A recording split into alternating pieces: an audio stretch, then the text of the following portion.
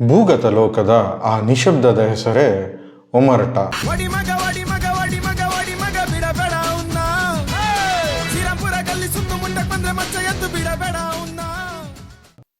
ನಮಸ್ಕಾರ, 64 ಚಾನೆಲ್ಗೆ ಸ್ವಾಗತ.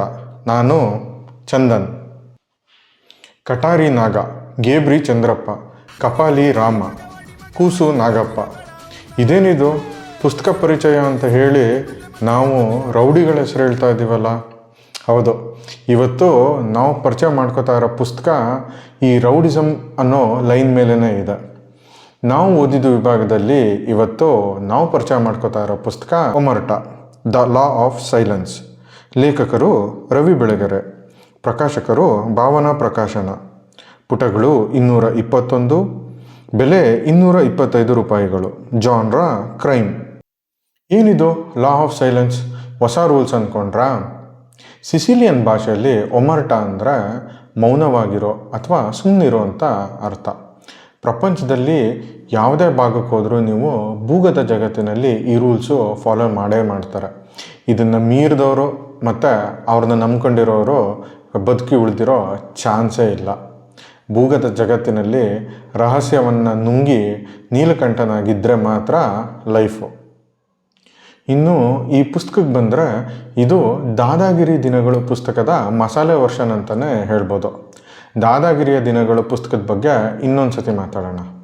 ಈ ಪುಸ್ತಕದ ಹೀರೋ ಜೀವ ತುಂಬ ಒಳ್ಳೆ ಹುಡುಗನೇ, ಆದರೆ ಅವನ ಲೈಫಲ್ಲಿ ನಡೆದ ಒಂದು ದುರ್ಘಟನೆಯಿಂದ ಅವನು ರೌಡಿ ಆಗ್ತಾನೆ, ಕೊಲೆಗಾರ ಆಗ್ತಾನೆ.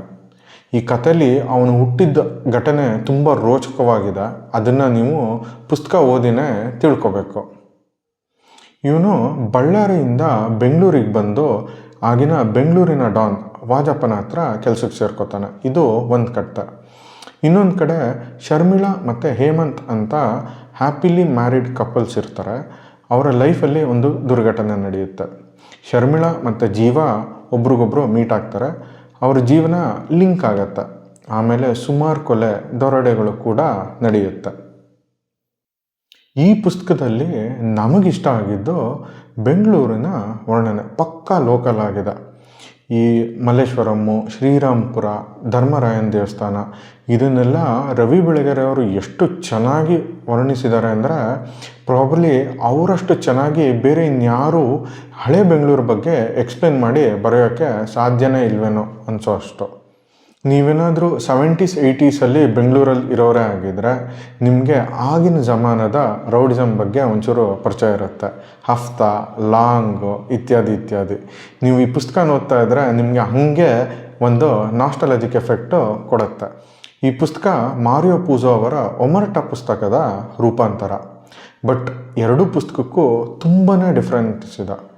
ರವಿ ಬೆಳಗೆರೆ ಅವರು ಈ ಪುಸ್ತಕನ ತುಂಬ ಲೋಕಲೈಸ್ ಮಾಡಿದ್ದಾರೆ ಮತ್ತು ಆ ಪುಸ್ತಕದ ರೂಪಾಂತರ ಅಂತ ನಮಗೆ ಅನಿಸೋದೇ ಇಲ್ಲ. ನಿಮಗೆ ಕ್ರೈಮು, ಮರ್ಡರು, ಕೊಲೆ, ಸುಲಿಗೆ, ದರೋಡೆ ಈ ಥರದ್ದು ಇಷ್ಟ ಆಗಲ್ಲ ಅಂದರೆ ದಯವಿಟ್ಟು ಈ ಪುಸ್ತಕನ ಓದೋಕ್ಕೆ ಹೋಗಬೇಡಿ. ಅಕಸ್ಮಾತ್ ನೀವೇನಾದರೂ ಲಂಕೇಶ್ ಪತ್ರಿಕೆ, ಹಾಯ್ ಬೆಂಗಳೂರು ಫ್ಯಾನ್ ಆಗಿದ್ರೆ ಡೆಫಿನೆಟಾಗಿ ನೀವು ಈ ಪುಸ್ತಕನ ಓದಲೇಬೇಕು. ಬನ್ನಿ, ಈ ಪುಸ್ತಕದಿಂದ 2 ಸಣ್ಣ ಪ್ಯಾರಾಗ್ರಾಫು ನಿಮಗೋಸ್ಕರ. ಅದಕ್ಕೂ ಮುಂಚೆ ನಾವು ಮಾಡ್ತಿರೋ ಈ ಕನ್ನಡ ಪುಸ್ತಕವನ್ನು ಪರಿಚಯಿಸೋ ಕೆಲಸ ನಿಮಗೆ ಇಷ್ಟ ಆಗಿದೆ ಅಂದರೆ ದಯವಿಟ್ಟು ನಮ್ಮ ಚಾನಲ್ಗೆ ಸಬ್ಸ್ಕ್ರೈಬ್ ಆಗಿ, ಈ ವಿಡಿಯೋನ ಲೈಕ್ ಮತ್ತು ಶೇರ್ ಮಾಡೋದು ಮರಿಬೇಡಿ. ಮೊದಲನೇ ಪ್ಯಾರ. ಇದು ನಿನ್ನ ಹತ್ರ ಇರಲಿ ಎಂದಷ್ಟೇ ಹೇಳಿ ಜೀವನ ಕೈಗೆ 5,000 ರೂಪಾಯಿಗಳ ಕಂತೆಯೊಂದನ್ನು ಇಟ್ಟು ಅವನು ಹೊರಟು ಹೋಗಿದ್ದ.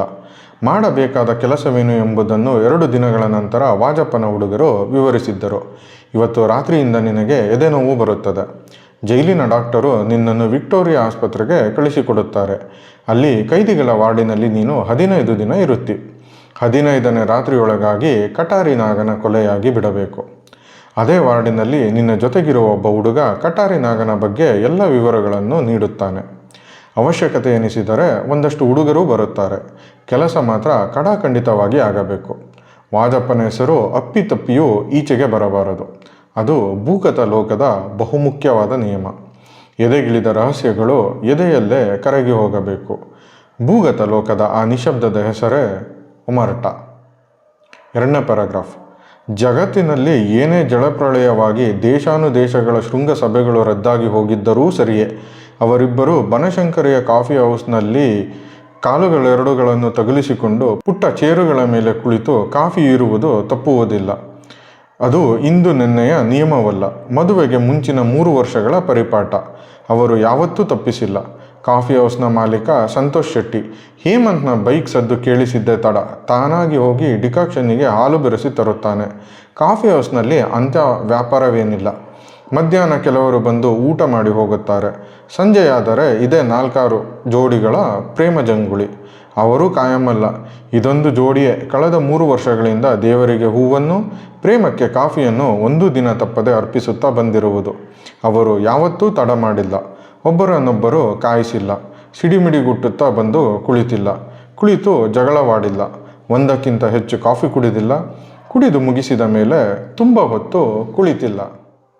ನೀವೇನಾದರೂ ಆಲ್ರೆಡಿ ಈ ಪುಸ್ತಕ ಓದಿದರೆ ನಿಮ್ಮ ಅನಿಸಿಕೆನ ಕಮೆಂಟ್ ಮೂಲಕ ತಿಳಿಸೋದು ಮರಿಬೇಡಿ. ವಿಡಿಯೋ ನೋಡಿದ್ದಕ್ಕಾಗಿ ಧನ್ಯವಾದಗಳು. ನಾನು ಚಂದನ್, ಸೈನಿಂಗ್ ಆಫ್.